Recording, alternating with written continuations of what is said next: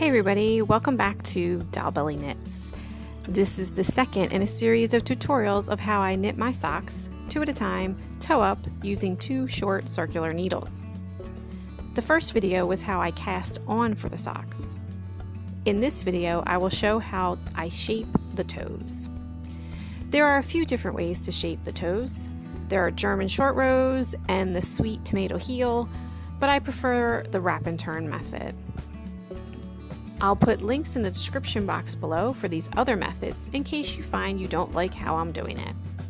I guess that's why I like knitting socks the most. There are so many different ways to get the job done and to get it done well. It's just up to you to find the one that works best for you, and I hope that by making these tutorial videos, I'm just giving you another option. Okay, this is where we left off last time, and I'll put a link into that video in the little eye at the top right hand of the screen. We cast on both of our socks onto 2 9-inch circular needles after we separated our 100 grams of wool into 2 50-gram balls. We knit across the first row and are ready to turn the work and start shaping the toe.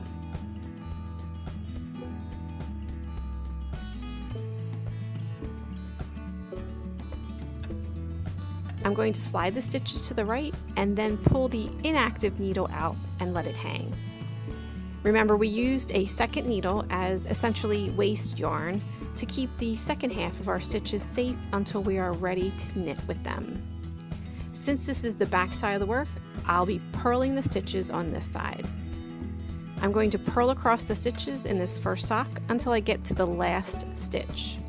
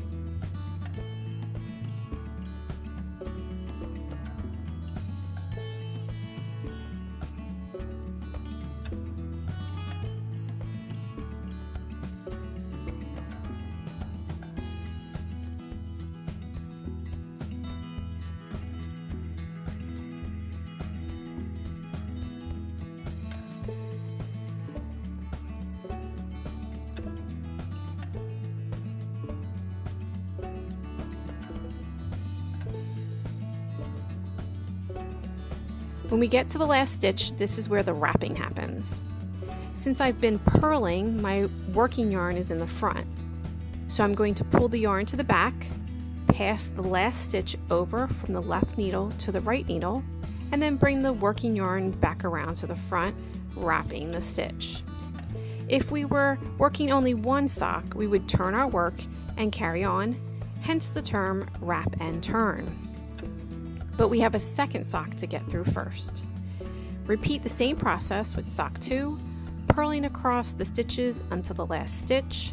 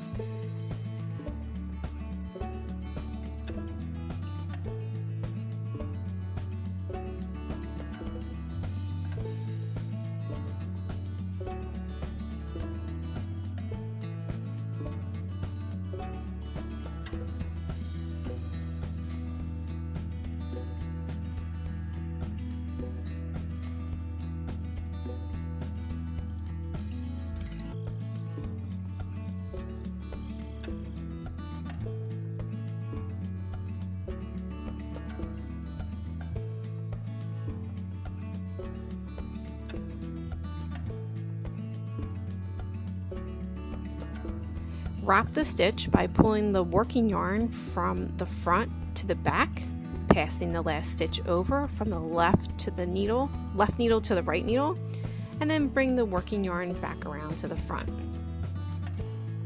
Okay, so we have wrapped one stitch on the purl side of our work.